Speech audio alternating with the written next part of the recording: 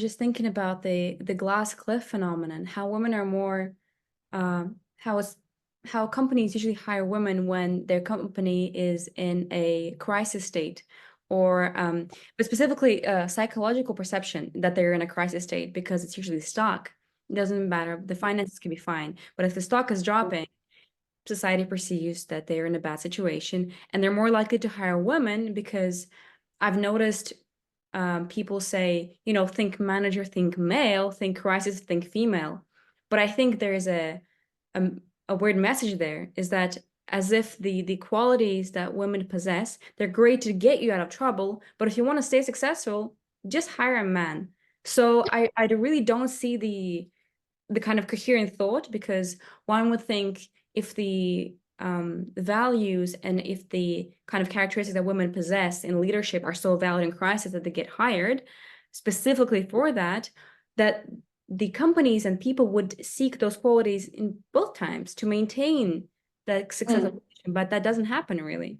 And mm, in the study that I found, two groups were given descriptions of companies, and one was with a successful past with male figures leading the company, and they had to choose a CEO, and they chose a man because they related the success to the CEO, to the gender. However, if the company was underperforming, the study showed that people kind of sought out a need for a change, and a woman mhm, was a great option for that, sort of like a mm. little holdout. So I was just That's interesting. Yeah, it's interesting on a lot of levels, right? Like, first of all, this whole idea of you hire men for this and you hire women for that. Like, number one, that's flawed inherently. I think we can agree.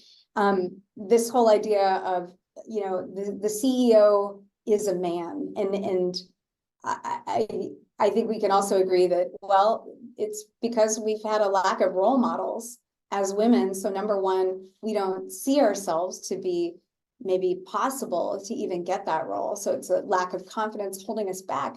But then also the people who are voting on who gets to be a CEO have also not seen women in leadership roles like that as a CEO. So they're less likely to believe that that's even possible.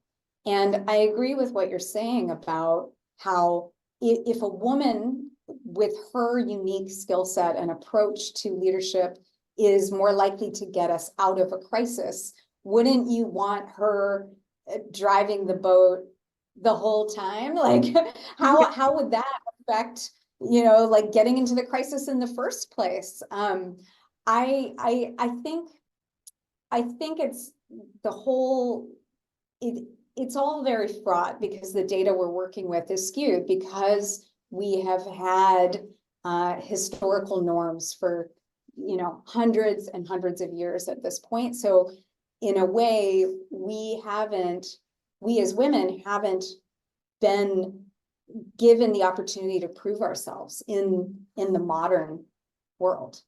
And until that happens, like Jacinda Ardern, that it's a great example. She did a fantastic job leading her country, New Zealand, through the COVID crisis. And some would say probably better than any other nation.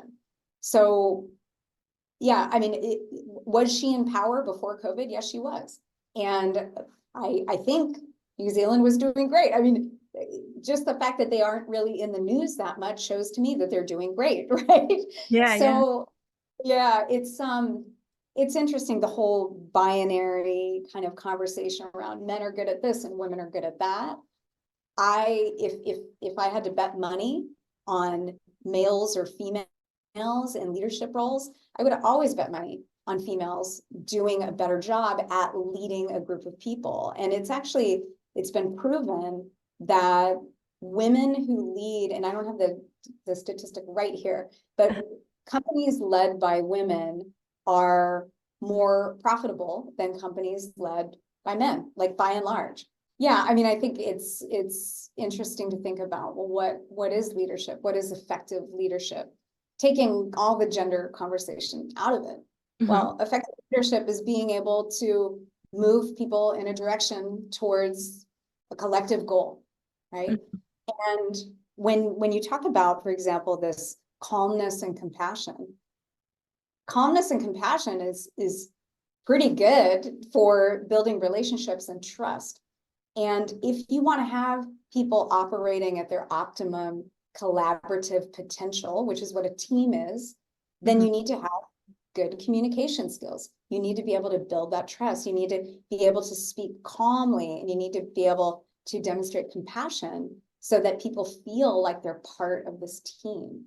And I would say, you know, okay, sure, we can take gender out of this, but I believe that women do this better on average, and of course I'm generalizing, on average better than men.